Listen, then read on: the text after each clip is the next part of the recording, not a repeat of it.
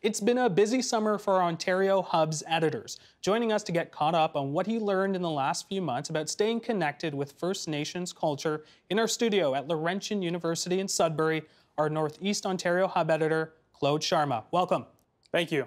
Now, to start things off, let's put up a statement we received this week from Mary Ballantyne. She's the CEO of the Ontario Association of Children's Aid Societies. It reads, "It's been nearly 1 year since the Children's Aid Societies of Ontario acknowledged and apologized for the harmful role child welfare has played historically and continues to play in the lives of Ontario Indigenous children, families, and communities.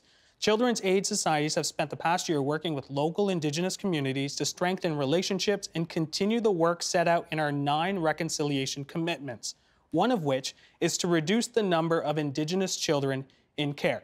So, Claude, give us some context. Where did this apology come from last fall from the Children's Aid Society? Well, Jan, this isn't something that happened just overnight. This dates back decades ago. We have to look back at the 60s scoop, the residential schooling system, even before that, where these children were physically snatched from their homes, from their communities, without knowing it at all, and then they were put into the foster care system and were raised with non-Indigenous families, non-Indigenous guardians. And just to give you some of the numbers here in Canada in regards to how overrepresented Indigenous youth are in the child welfare system, 7% of youth in Canada are Indigenous, but close to 50% of them are in the child welfare system, and these are government stats as of 2011.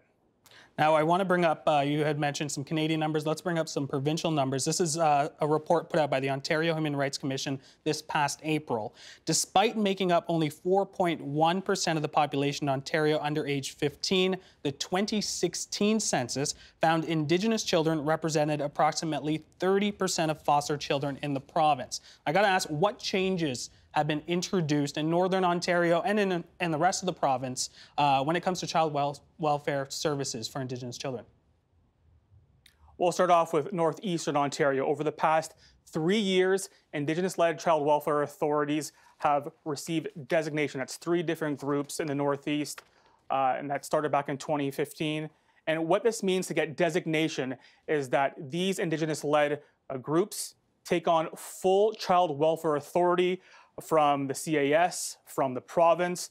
So they take on cases of Indigenous youth that were, in the case of Nogda-Windaman, which I'm sure we'll talk about later on, is they'll take cases over from CAS Algoma, CAS Sudbury, Manitoulin, and they bring them back into the communities, back into First Nation areas. So these children can grow up with their families, can grow up with their parents, and even if some of their parents are unfit to raise them, well, a guardian will be there, or a grandparent, or someone that has close ties to the families, and someone that can teach them the culture, the Anishinaabe culture, so it's something they won't lose. What are some of the examples of an Indigenous-led agency, like the one that you spoke to?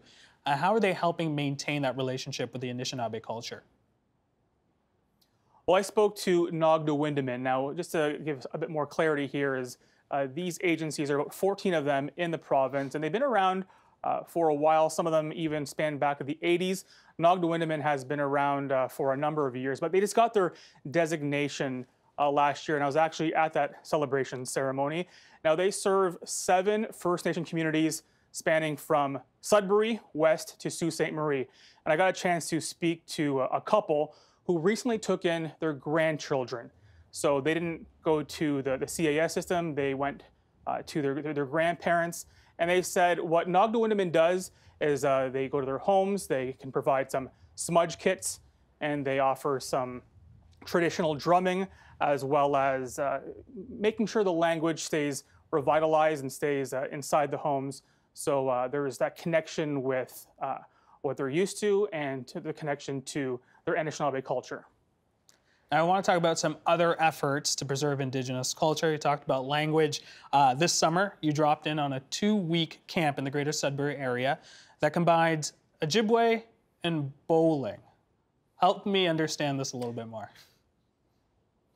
Yes, so bowling was just one of the many activities they did during this immersion camp that was put on by Eshkanish Nabimajig.